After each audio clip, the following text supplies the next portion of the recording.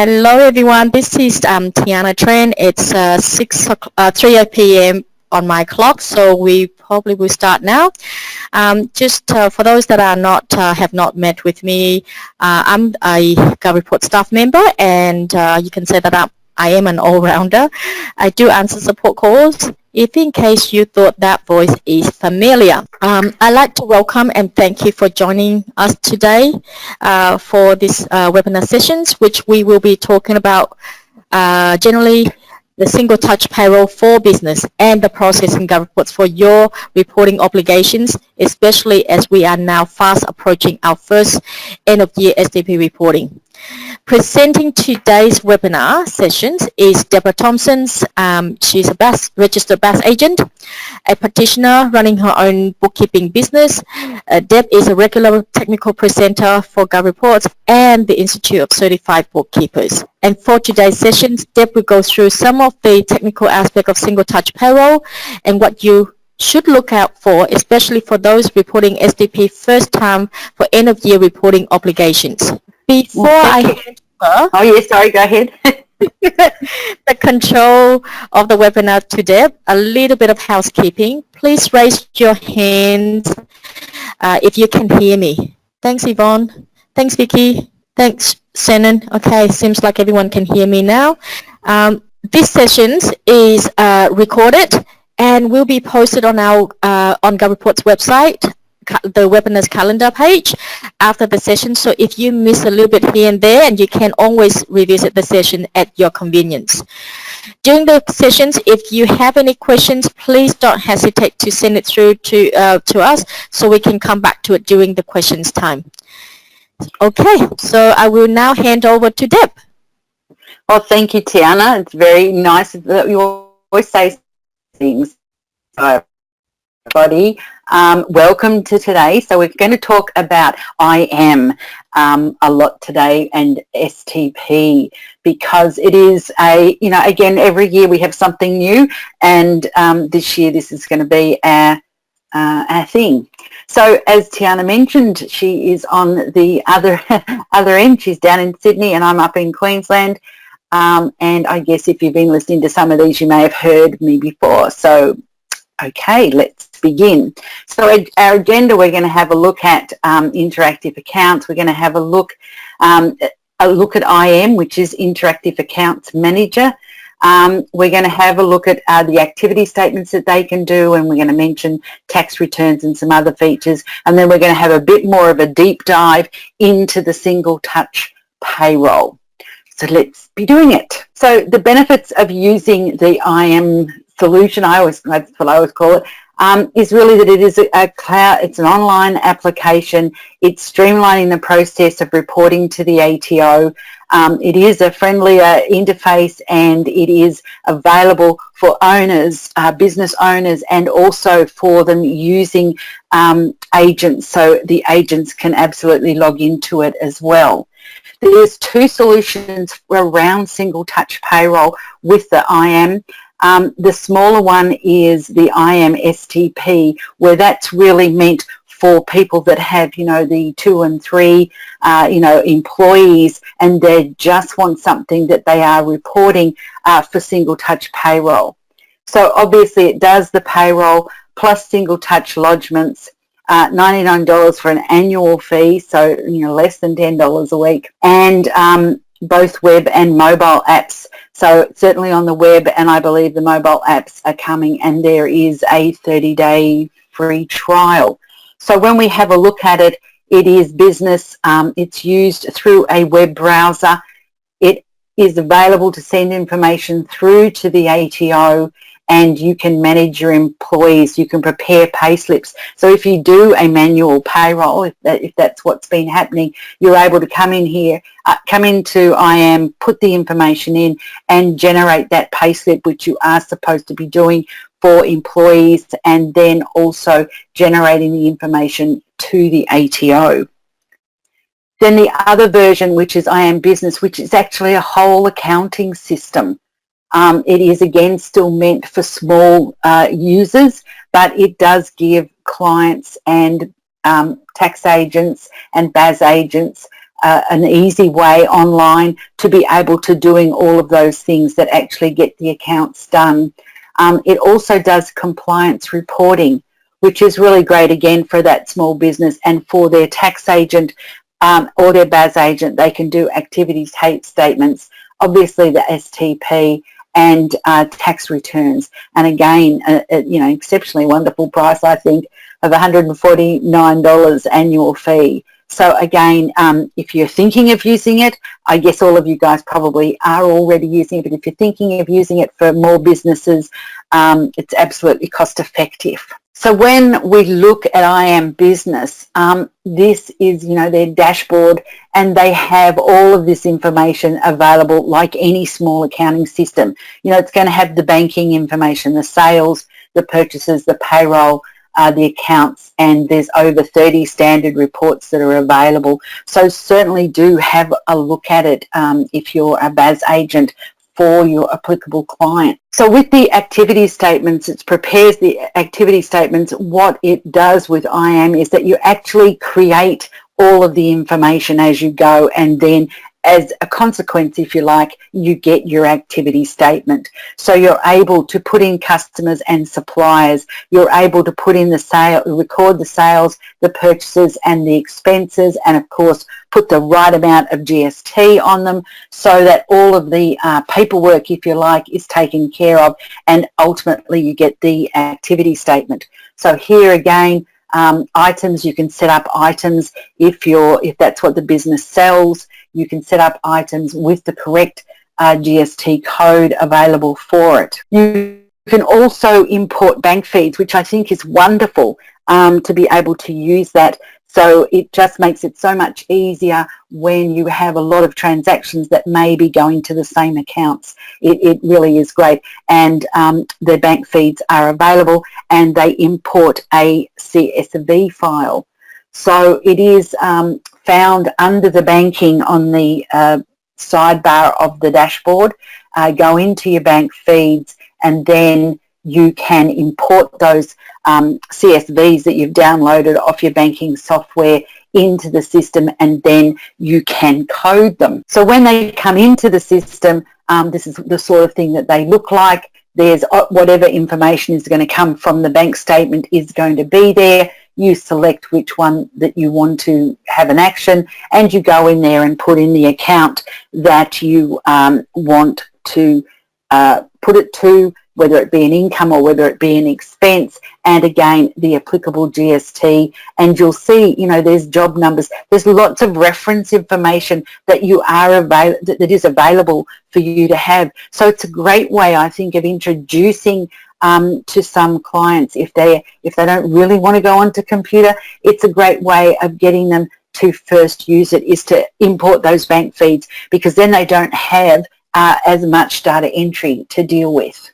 So when you actually then do classify everything, you then have your bank account looking like this, and where it's telling you, the monthly planner fee is going to the bank charges. It also means if you are an agent, or even if you're a business owner, you can ask your agent, say, look, I've got this bank feed and I'm not really sure where I should be putting it, or maybe there's half of the transactions that I'm not really sure. Can you tell me? And so again, it's about both of you working together, the agent and the owner, so that the information can be accurate.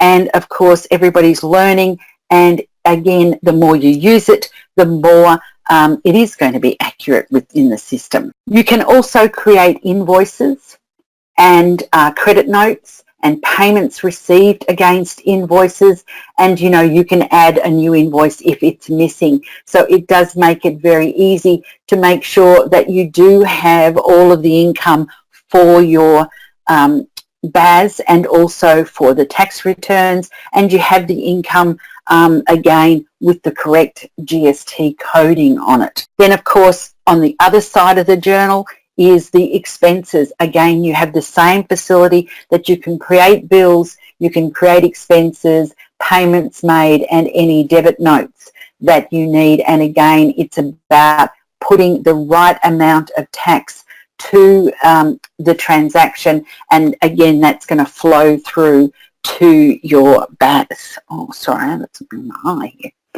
I don't think I pressed there. So payroll data, of course, can also be used, but I'm not really going to create, concentrate on that just at this moment because we're going to do half the webinar on that. So I will move on with the payroll. So once you have all of that information, so you've got your bank feeds, you've got your sales, you've got your expenses, you've got your payroll, you then, as I said, as a consequence of you doing all those transactions, you can then forward all of that information immediately goes into your BAS report. And so you can find that under taxation, under the reports, and you've got your BAS link, and again you can look at all of the G1s to G20 and put the correct information into the right place via the codes, and again it makes it much simpler. You don't have to worry if you've got the amounts right, if you've got the codes areas. You then are able to run the activity reports. You run the report, you generate the report, and then you have your activity statement that you can select. You can fill out all of the appropriate information. If you have a PAYG instalment, that is going to be automatically fed through from the ATO. So, what needs to be pre-filled back towards you from the ATO is going to be there in the BAS that you will, again, it'll just be a matter of printing that report rather than generally, getting all of the information together, because it will be automatically in that report. So again, you then have, your G1 and your 1A and your 1B, which is the GST you've collected and the GST that you're going to claim back, and also your payroll if that is applicable for you. And you have a declaration there to say, yes, everything in there is true and correct. And then you are able to save these documents. So if you are an agent, so if, for example, the business owner does all of the inputting for the invoices, the banking, the expenses and the payroll, and then asks their BAS agent or their tax agent to then do the next part, which is the activity statement, you're able to print that report, create the BAS, and then actually send it to the owner of the business for the authorization to lodge. Of course, as an owner, you are able to lodge as well. But it does give you that facility to save it as a draft and then send it for a signature, get that authorization back, and then you're able to lodge. Also, tax returns. Now, I'm not a tax expert, I don't do any of these, but obviously, depending on the business and how the setup is, it is absolutely available to do the company tax return or the partnership tax return or the trust tax return. Again, they're only done once a year, so often we don't always remember.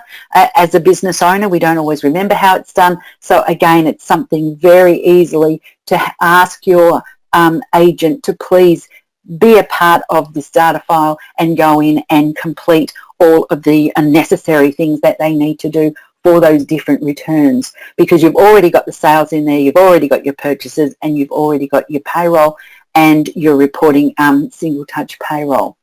So if there's entries like depreciation or there's loan related things, the accountant or the tax agent is able to go in and do the appropriate transactions, the appropriate general journals if that's what they need to do, so that again they come out with a tax return on the other side. So Tiana, is there anything in that sort of very quick, I think, area that you would like to add? No, we're good. You're good? Okay, all right. So then the next thing, just for a little bit of extra things, information, so the other features, and this is one of the features for the business owner and the agents, is that there is a lodgement authorization setting.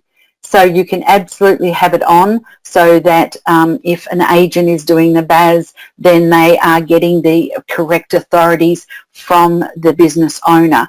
Whereas if you are able to do the 12 months authority, you're able to get that information from the business owner, and you can then therefore turn off this function. so that it will allow you to lodge. But again, if you are going, and this is more for single touch payroll than it is for the other areas, but the single touch payroll is the only one where you can get the 12-month authority, but you certainly are able to turn it off if that's the way your business, if that's the way the agents work. And then a little bit of a fun feature that is in the software. And again, if you have been using it, you may not have seen this, or you may not have, again, you might have glanced at it and not really noticed it. And it's a rewards with random lodgement of volume. And the idea is to encourage people to notice new features that do go into the software so that you can, get used to it. Because I actually have a theory about myself and my clients is that we learn how to use something and we use that same thing, and we don't always, take notice of when there are new features. So I think this is a really great thing. Tiana, would you like to, talk about the rewards program? I think you got it. We do have the random pickup from the system. So when you do a lot more lodgement, or you use the new features that when we release it in the first one or the 10th one or whatever, then you get the pop-up, and that's when you get that pop-up, it's automatically the rewards go straight into your account, and you can use that when you're on your next purchase and things like that. Cool. You got it covered. Okay. Cool, thank you. So I've got a chance here for questions, if there's anything that you want to mention again from the questions. I think we're pretty good. They are expecting STP. All right, everybody's looking for the STP, okay. So single touch payroll, we all have heard about it. Hopefully we all have been using the software for single touch payroll. So just a reminder of what single touch payroll is. It is lodgement per pay event, and it is the year-to-date wages every pay run. So today, if I earn $100 and it's my first pay of the year, the ATO gets a week. If I earn another $100, the ATO gets advised of $200, because that is my year-to-date wages. So it is about telling the tax department, the ATO, that it is this is what I've earned so far this year from this employer. It has payroll categories, or I call them categories. You may have a different name for them, types or something. But basically the payroll categories where the tax department has a name called gross, but we may call it overtime, base hours, sick leave, personal leave, annual leave, leave loading. So it's a matter of making sure that we get the correct information into those different categories, because we may call it something totally different than the tax department calls it. We're required to report on or prior to payday. So the idea is that as you do the pays, the last thing you do when you finalise the pays is that you send that information to the ATO. You absolutely can do it ahead of time. That is allowed. So for example, if you're going on holidays and you're giving everybody their weekly pays or their fortnightly pays while you're gone, you can set that up and send them to the ATO. That is quite okay as far as the ATO is concerned. What they don't want is you sending information to the ATO later than the payday. There are, again, if you are a business owner, you can certainly talk to the ATO and you can talk to your tax agent or your BAS agent. There are certainly times where there are deferrals that you may be able to, use, but really do keep in mind that the idea is that the information is sent prior or on payday. You can also lodge multiple pay events on the same day. So for example, if you have staff that you have, two staff who get paid fortnightly and two staff who get paid monthly, then you're absolutely able to do each of those separate wages and their lodgements. So you can do that on the same day. And when you get to the end of the year, which is what we're coming to, which is our big thing, if you like, is that where previously we've had to do payment summaries, we don't have to do payment summaries anymore. Now, if you have employees that aren't on single touch payroll at this moment, then yes, you may have to do payment summaries for them. But anyone that you are reporting via single touch payroll does not receive a payment summary. Now, IAM does give you a report, if you like, that you could give to your employees, but it's not a payment summary. It has no, intrinsic value like we all used to keep our group certificates back in the day. So with a single touch payroll end of year, what we're doing is we're advising the ATO of the final pay event per employee. Now, the advantage of this is that we can do it as employees leave. So if someone leaves in August when you've just started the year, you are absolutely able to put that final pay event for them when you do their last pay. So it spreads the workload, if you like, so that if you're checking that everybody's, all the pays are right and, there are 2 people left in December, then you can absolutely do their final pay event at that time. Also too, once you tell the ATO that you have had this final event for this person, this employee, then the ATO is going to send that information to the MyGov account and telling them that they can go to their tax agent and do their tax because it is ready. And so it is very important that you do that final pay event. So back again to what information we are sending the ATO. We are sending them the gross wages the year to date. And as I mentioned, gross wages could be a combination of all different payroll categories or types that you pay. Overtime, annual leave, loadings, terminations, ETPs, if you have people who leave, as redundancies, all that sort of information. The ATO also want to know separated out allowances. And again, it's year to date.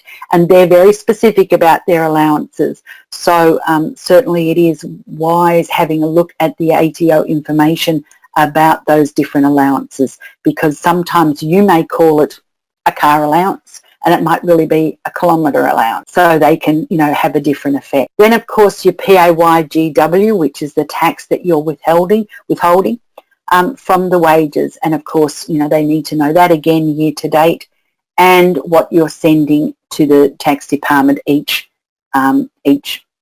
quarter if you're paying quarterly. Then also to the superannuation accrued that's year to date. The tax department knows that this superannuation isn't necessarily paid at this time because, again, if you're paying on a quarterly basis, they're getting it, and they're being paid weekly, they're getting that information every week. But again, it is the year to date. You're also including with the superannuation guarantee, which is the 9.5% currently that, everyone is required to pay their employees.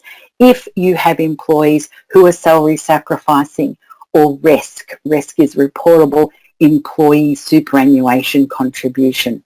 So again, if there is RESC, then you need to tell the ATO as well with that. Then this is just a quick sort of guide to give you some information about the ATO STP payroll categories and what GovReports has information on it, and just to show you what it looks like on their screens. So again, as I said, the gross payments or the base payment, again, all those different types of payment types that you may get. So overtime, if you're paying them time and a half, and double time, or public holiday information, all of that. Then in GovReports, it is wages, and again, there's 2 categories there, ordinary earnings and overtime earnings that you can specify. Then in the allowances, they actually only have 7 allowances that they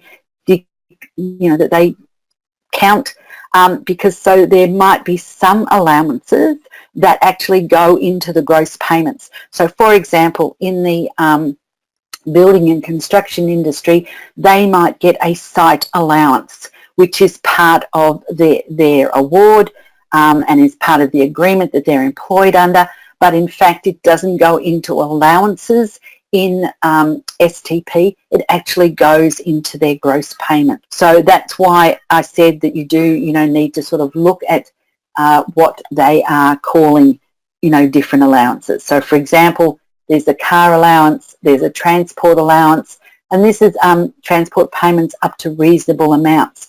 The tax department has a reasonable amount that people can get this amount, and if they get that, then it can be tax-free. Laundry allowances, and again, is it a uniform allowance or is it a laundry allowance? That's where you need to make sure that you are specific. Meal allowances and award overtime allowances. So that's generally with the meal. Domestic or overseas travel, and then other is for everything, if you like, that doesn't fit in to those allowances that are specified. So again, it is about making sure that you do have the definitions of those allowances so you can put them in the right place. And you'll see the screenshots I've expanded each of the areas. So normally with the wages and salary, it's just one line, but obviously you can add more lines. You can also have fixed amounts or hourly amount, depending what you're doing. So you're able to put, if it was an ordinary earnings and it's an hourly amount, you're able to put in 25 hours that they've worked and they get $25, and then the system will add it up. Again, with your allowances, it's normally just one line and you pick which allowances, because not generally everybody doesn't get every allowance, but it does have it there so that you can put those different allowances in there. Moving on to other ones that we have, again, that are available in the single touch payroll. So there's some deductions. What deductions? Actually, I might just go back and talk about it first. There's what deductions are allowable. So the ATO has specified 3 different deductions that you need to tell single touch payroll. So if, for example, you're taking childcare, or you're taking information that another department has asked you to take, you don't have to specify that. These are deductions, again, that basically lead to a tax deduction. So union fees, if you're paying union fees for your employees, or if you're paying association fees, or if you have a workplace giving scheme set up in the company where they are donating money as part of the workplace giving, certainly read the rules on what the requirements are for that. Your superannuation guarantee, your contribution, so that's your 9.5% that you are paying on people's wages, and then the reportable employer superannuation, so the RESC. So it can be salary sacrifice, so as you'll see, additional employee contribution, that is a RESC definition, and then the pre-tax voluntary contribution is also a RESC type of superannuation, and then personal contributions, that is after tax. Then again, you can note those because of course they aren't actually RESC, but again, it's about making sure that, or for the employees, have they put in more than 25,000, that's another issue for them. So again, these are the deductions on the top, and then you'll see the different types of superannuation. Currently, as I said, the statutory rate is 9.5%. Obviously, as that changes, if and when, I'm not really sure whether it is changing, but if and when it changes, then obviously it will change in the software as well. Then we have the PAYG withholding, the reportable fringe benefits. Now, if you've never heard of these things, or you certainly would have heard of the PAYG withholding, but if you've never, have nothing to do with reportable fringe benefit, then you don't have to put anything in that area when you're doing it. It's just all the sorts of things that could be in someone's pay. And so, for example, the same with the community development employment projects, or exempt foreign income, or if they've paid foreign tax. All of that information is about giving the ATO the information ahead of time instead of waiting, once a year to get that information. Again, I assume that it probably makes it easier for the ATO if they get it as it goes along. So once you've filled out all of that information, this is when you will save it. But again, the other things that are on there is the final event indicator and the, have they finished. So we will be coming back to all of this. It's just your first taste of it. And then as another section on the payroll events, which is the STP termination categories. So if you, and again, you may never have to have used it, but if you need to put things in lump sum A, lump sum B, lump sum D, or lump sum E, then again, that same information that has always had to go in there is still going in there. So for example, lump sum D is about a tax-free portion of redundancy. So generally that's when you do have a very big termination that you are doing for someone where you may be filling in that information. So please, do refer to the ATO or to your BAS agent or your tax agent for information if you're needing to do that sort of thing. So taking your breath back, taking my breath back, and a little bit. For me, this is what my single touch payroll process is. Now, again, you may decide that you're going to do things differently, but this is the way I look at my process.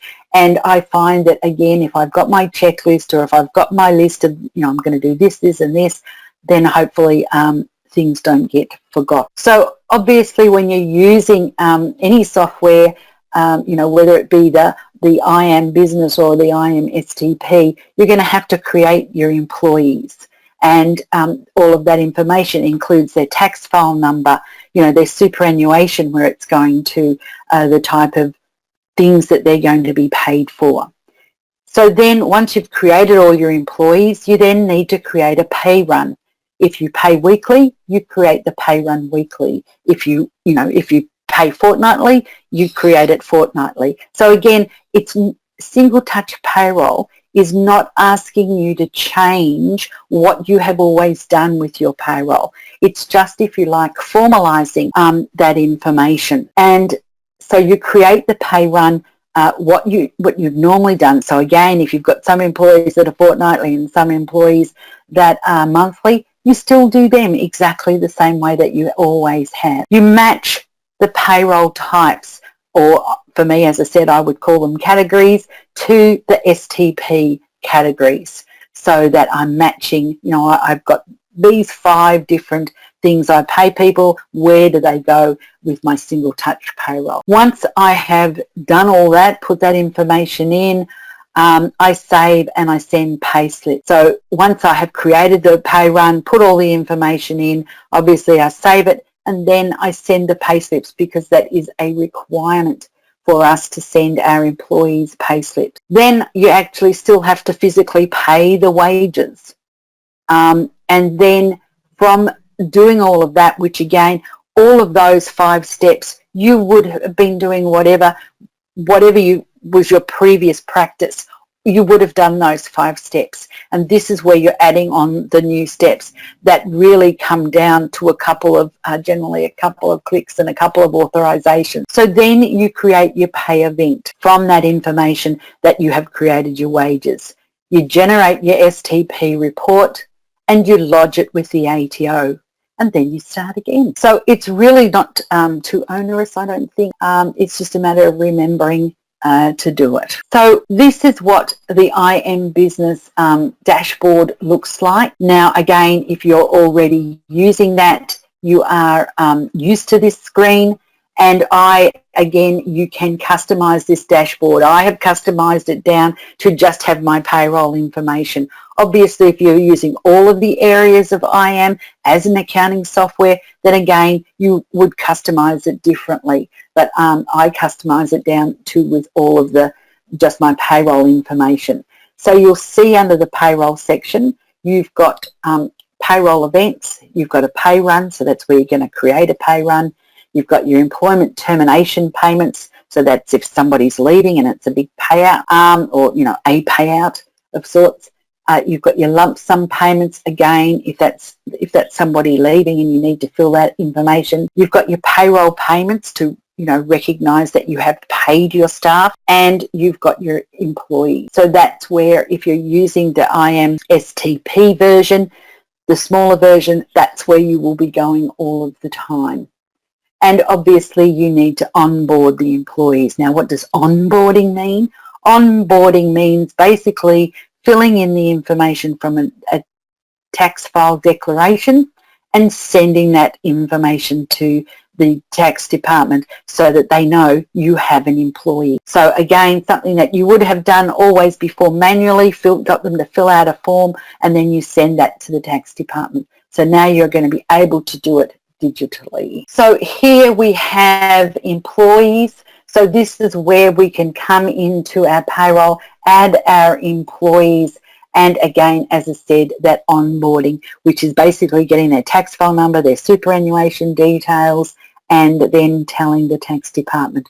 So as always with IAM and GovReports in generally, you'll find little plus signs or little things that have a plus sign and a new where you can create. So always look on your screen for those. Then this is the sort of information, the sort of screen that we're looking at, where you add their personal details and their contact details, their employment status. Are they, residents for Australia, for tax purposes? Do they have a tax file number, or they haven't got it yet? Do they, are they getting salary and wages? Are they individual? So again, if, for example,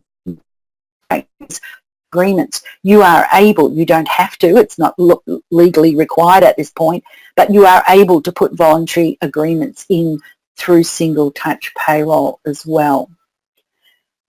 Phone numbers, addresses, all of, date of birth, that information, and then you'll see that it's got the little box around it, is for screens with more information, and you'll see it calls it onboarding. So you do need to get used to, some of that terminology. So when you go into the onboarding, you'll see what it's asking you for is your residency status.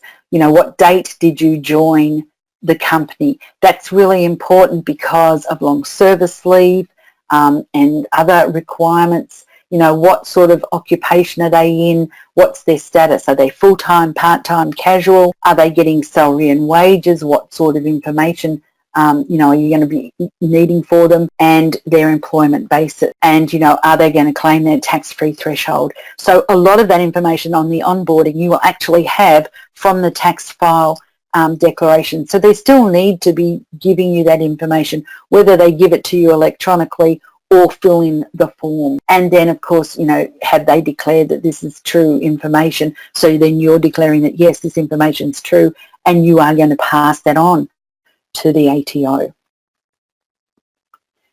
So once you've got the employees in, then you are going to create a pay run. And if we call it normal or a usual pay run, generally this is what it looks like. You're going to create the pay run, you've added your employees, you're going to select the pay run on the sidebar. So again, on the left-hand side, there's always that sidebar, and you're going to go to payroll, you're going to tick the little up arrow or the chevron as they call it, and you're going to select pay run. You're going to go in when that opens up, you're then going to go here to select a new pay run. You then can import the information. You've got three different ways of creating the information. You can import a CSV file. So if you have that pay run and you use something else, you can bring that information across. So say you use Excel, you can bring that information across as a CSV file and import it into the software.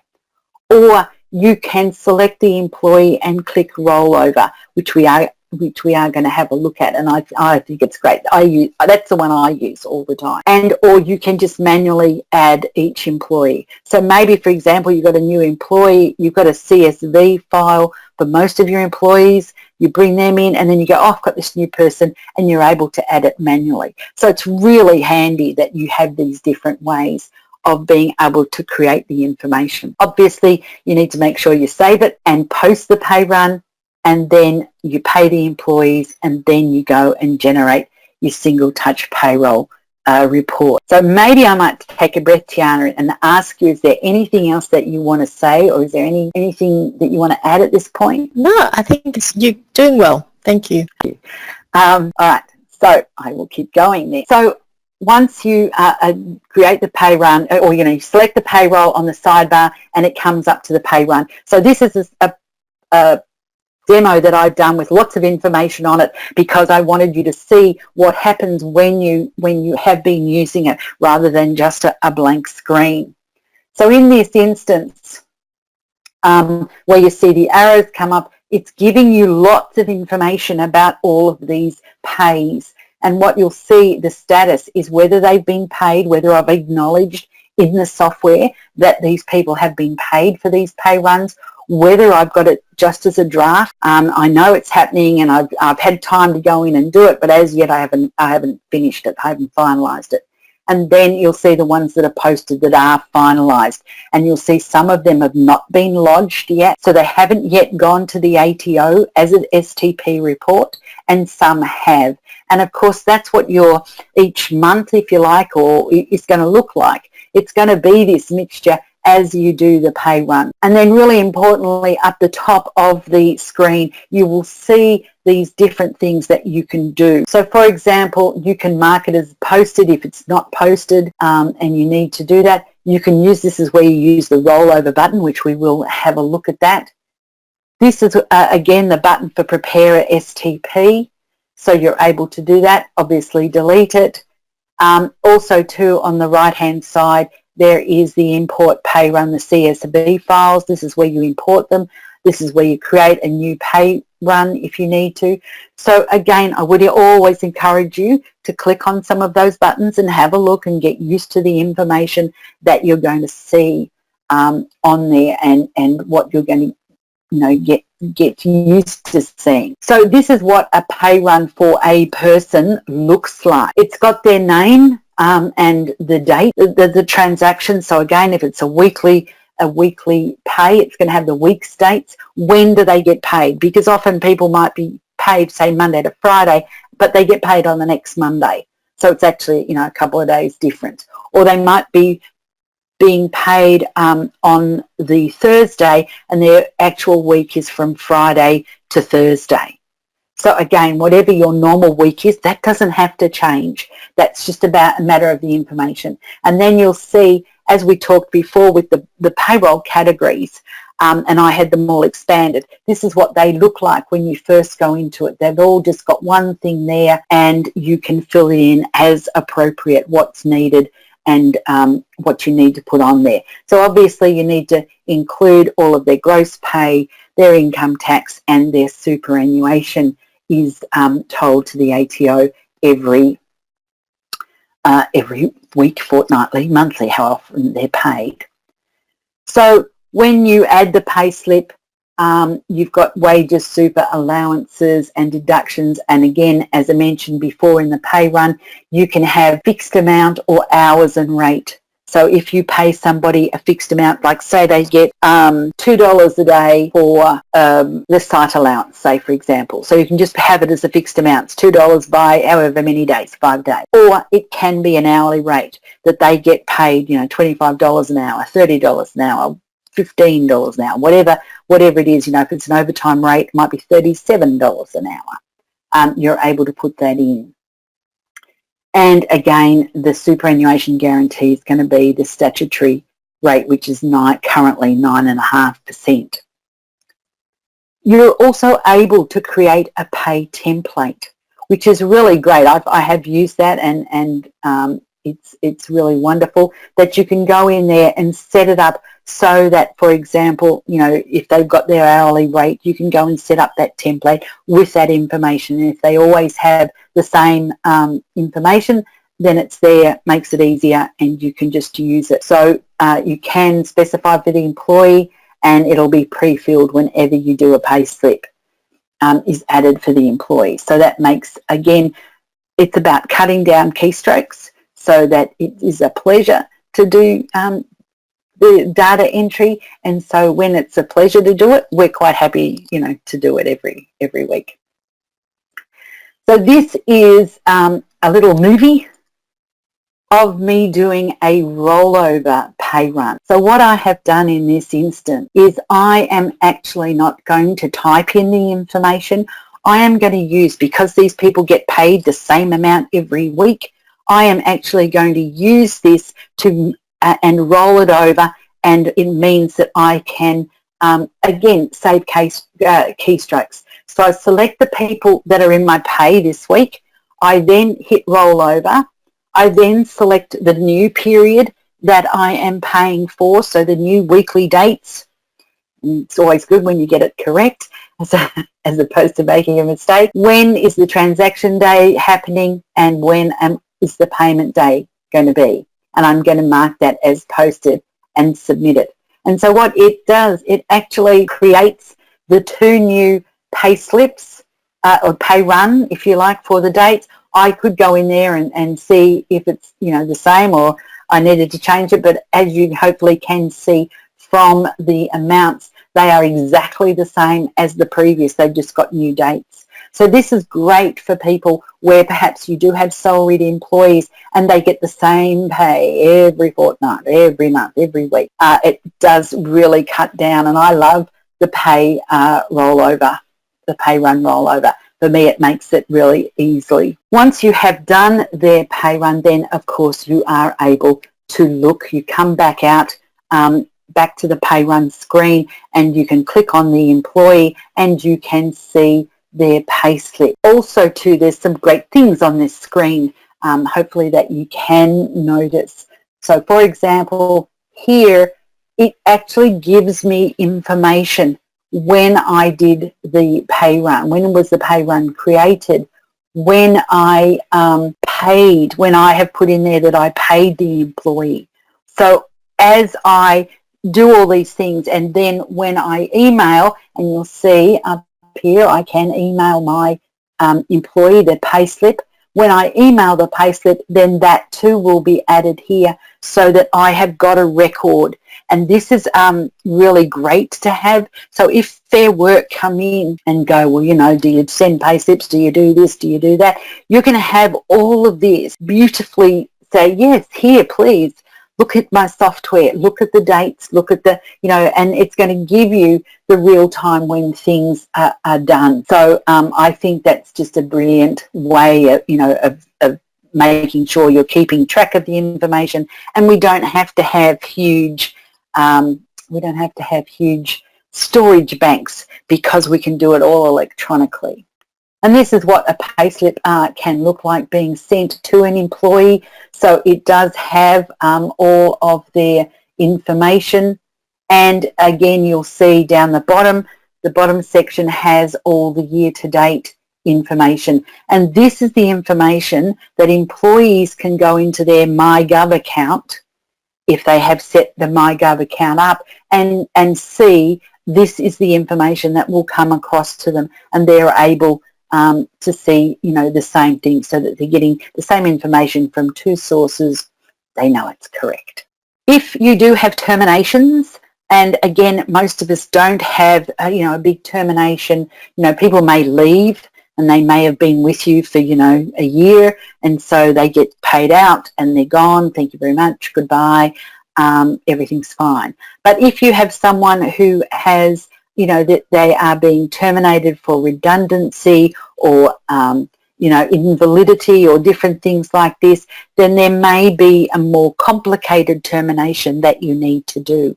Again, please talk to your BAS agent or your tax agent if you do have this situation, because it can be very complex, and making sure if there is a tax-free component and a taxable component, all that sort of thing, and that you've got the right PAYGW taken out of that payment.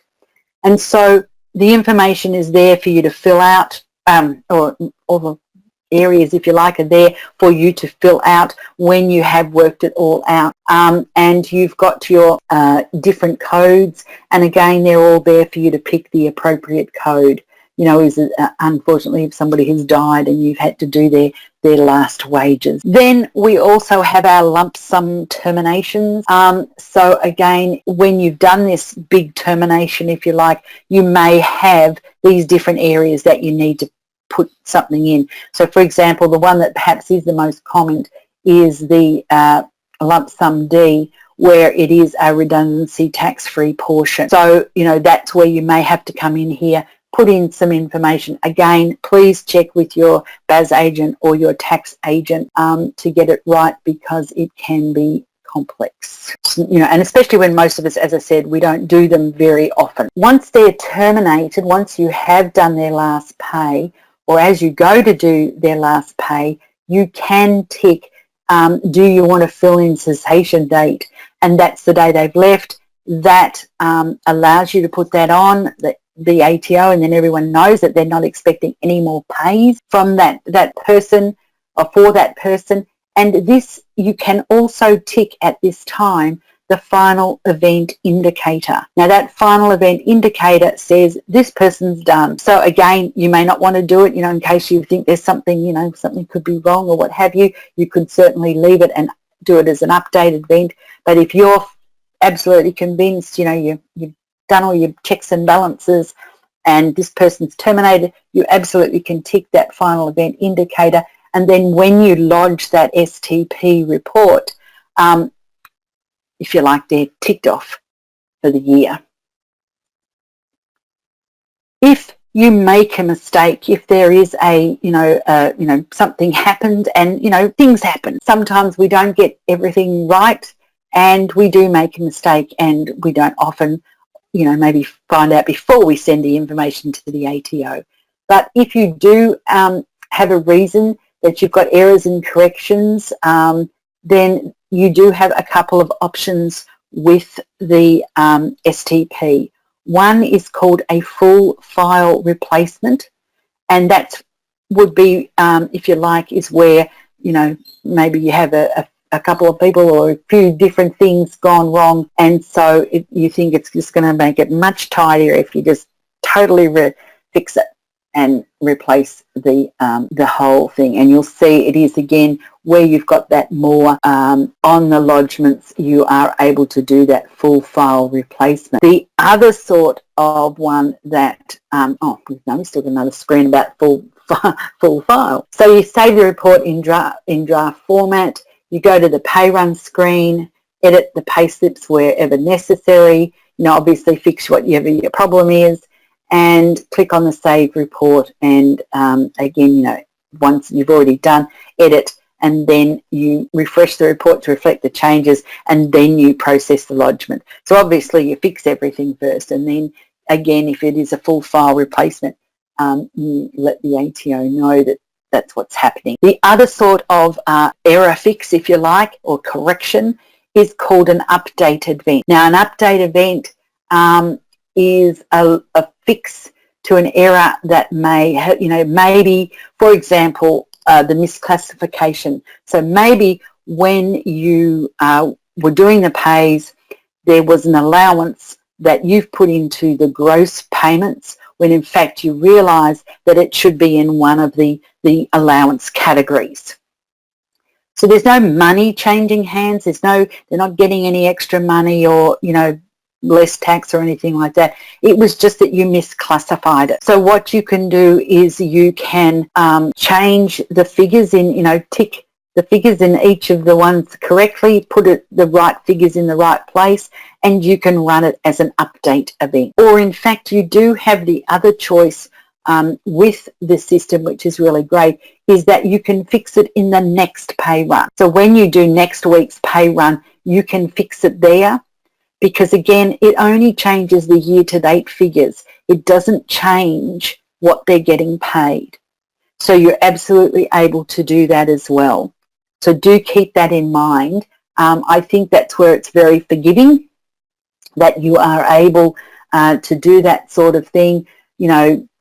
Tick the allowance, put the $50 in there, take the $50 out of the gross wage if that's the change that you need to do. So do keep in mind that an update event can be used to fix an error, or if you think it's a really sort of, it's diabolical error, then you can do the full file replacement. So here is another one, and again, another little film on preparing the STP lodgement.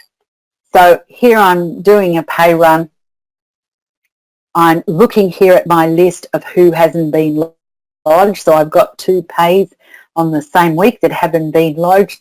So I tick each of those, knowing that they're fine. and I go prepare STP. Am I sure I want to do it? Absolutely. Comes up with a new screen, gives me a total of what I'm reporting. I can then go to next and look at the employees that I've included, and I know that's they're right employees, and then I've got the declaration to say yes, everything's true and correct, and I would like to lodge. Now, if I am an agent that needs the authority from my business owner, then I can validate it and save it, or I can validate it and send it for a digital signature. And then it's in my saved reports, and I'm able to, once the business owner authorises it, I can come back in there and lodge it. This is what the information looks like. This is the report from it. This is what the business owner is going to see to sign and authorise. So what it does, what it has up here is this gross amount and this total tax withheld is the total for the week. This is my total wages that I'm reporting on for the week. What I have here is this is the gross amount, and this is the year-to-date amount for each of the people that I am reporting on. This is their tax for the year-to-date on each of the people I'm reporting on, and the superannuation guarantee that is about to be paid, if you like, depending on what period it is. So that's a really thing to notice, is that this is my year-to-date figure, and this is the weekly wages. This is my total wages for the week, if that's what I'm paying. I hope that makes it clear. So again, this is that same report, and once I have got the authorisation and I have then gone and lodged it, I receive a lodgement receipt, which again I can forward on to my clients, the business owner, so that they can keep that, and it is of course in the software always available for you. When the finalisation, so if we come to the end of the year and I haven't finalised everybody, because everybody stayed with me all year, they're all employees that they've worked all year,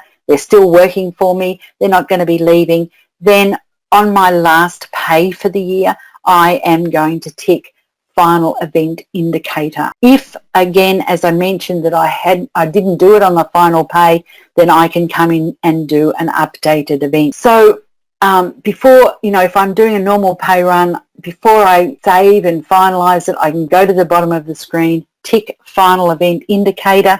If the employees have left and I hadn't already put the date in, I can fill in the date that they left. So if you remember, when you've done payment summaries, we used to put, when were they employed by, from the 1st of July to the 10th of August, whatever it was. And this is exactly the same. This is that information that the ATO is going to get. They may, as I said, get it during the year rather than at the end. If, as I said, you missed it and I forgot to do it on the last pay, or I felt I wasn't really quite sure that I need to check it for the last pay, then I can come in here. I can come in and do a pay run and create an update event so that I can tick final event indicator, go into the employees that I need to and forward it, and then everyone is finalised. Now, as I mentioned, you don't need to do payment summaries, and just also too, I don't have a shot for it, which I just realised, but we've always had to do payment summaries to our staff by the 14th of July. So that is exactly the same. We need to finalise this information to the ATO by the 14th of July. So do be aware, and this is why, again, as I said, the final event indicator is great to when people are leaving during the year, for you to do it then, and you don't have to sort of remember later on. Now, this is a report out of IM, and it actually looks like a payment summary, if you like, but it has no, as I said, no intrinsic value in the fact that it's not, it's not a document that the ATO needs to take any notice of. They are only getting the information now through single touch payroll. So if you feel that your staff can't live without a payment summary, and of course, if we've been getting payment summaries or group certificates, whatever you call them, for 30 years, then the first year we don't get one, we probably are a bit nervous. So this absolutely you can supply this to the staff. There are other reports that you can get out of IAM for payroll, and it's really great, and I would encourage you that once you've done a bit of payroll that you do come and have a look and see what you're getting so that you can check and feel comfortable that you do have all the information and all the records that you need. So this is a payroll summary, giving them your base salary, their PAYG, their superannuation, any allowances, any deductions, and their net pay for all of your employees. And you'll see this is for the whole period from the 1st of July 2019 to the 30th of June 2020. So you certainly can do that, and I would probably encourage people around about April, if not before, that you actually look at these reports and see, are you happy, are you agreeing with what you're seeing, to make sure that then if you do have any changes, that, if you need that full file replacement or you need to update an event, you're able to do it without too much stress before you get to the 30th of June. There's also your PAYG payment summary annual report. So again, this is the sort of report, if you remember when we did payment summaries, one of the last things that we did was actually fill in a sheet of what the totals were. And again, normally I'm sure other BAS agents and tax agents would do, is that we take that back. Does it agree with what is on your profit and loss? So again, that's another report. If you're used to having those reports, you can absolutely still get them. Then the payroll transaction journals. So these are the transactions that have been going on as you've been going through the year. Again, you can do them monthly and keep that information if you want to keep them separately out of the software. Or if you have an employee that comes and asks for different information, you certainly do have these journals. And then the superannuation summary report, again, it gives you all of the super fund details. So if you need to go in and make sure that you've paid for the quarter, you are absolutely able to to do all that and have that know that you've paid, and again check against your payments that you've made to the tax to the superannuation, however you've paid them. If you paid them to the the ATO clearinghouse, then again you can check and see that they agree, and so that everything's been taken care of. Also to your payroll events, you can report, generate a report at the part of a pay event if you want to keep that information. Again, if you perhaps, have your folder where you want to put, this is every week's reports, and these are all of the information that I can, I know that it's right at this time. Also too, to remind you, because if you're using IAM Business, then it is a whole accounting system. So there are a lot of other reports as well that you're able to look, your general ledger detailed report, your sales register report, all of that information is available for you to go in and get out of the IAM system. And then the very last thing is for rolling over the financial year. So once you've done, by the 14th of July, if you've got all of your information finalised, you've done all your final indicators, your final event indicators to the tax department, then you can come in here and manage your financial years, roll it over, go from 2020, which it'll be in this June, to 21. So you select manage financial years, and then you go to the actions and go roll over, and so then we can start it all again for the next year. So that's hopefully a lot of things. There is a lot of things in there. Hopefully it was helpful for you. Tiana, is there anything you would like to add or any questions we want to deal with? I think we've flown through you have gone through very details, as we have hardly any questions. I do want to add a little bit. For those that are using IAM STP specifically, some of the status or the icons are a little bit different, and of course you would have a shortened versions of the payroll applications. I think specifically we had a question earlier relating to the pay status. Pay status is only available in IAM Business and not in IAM STP. So as you are possibly aware, in the pay run, when you create the pay run in IAM, it's in IAM STP there is a payment date required, and that basically confirm that you already have made the payment, and it's assuming that you make the payments outside of GovReports. Yeah, sorry if I didn't make that clear. Thank you. Okay, so we still that up. And we did go a little bit overboard over the time limit. So if you do have questions, please don't hesitate to reach out to us either through the phone, the 1300 number that you would have access from your applications or on our website, as well as the support email. If if it's outside of the working hours, we're more than happy to assist you. Just give us a call back and let us know. Well, I think we still don't have any questions. Like I said, if you've got questions outside of this webinar, please reach out to us. We thank you for your participation or attending the webinar, and we look forward to see you next time. Thank you, and goodbye for now. Thanks. Bye.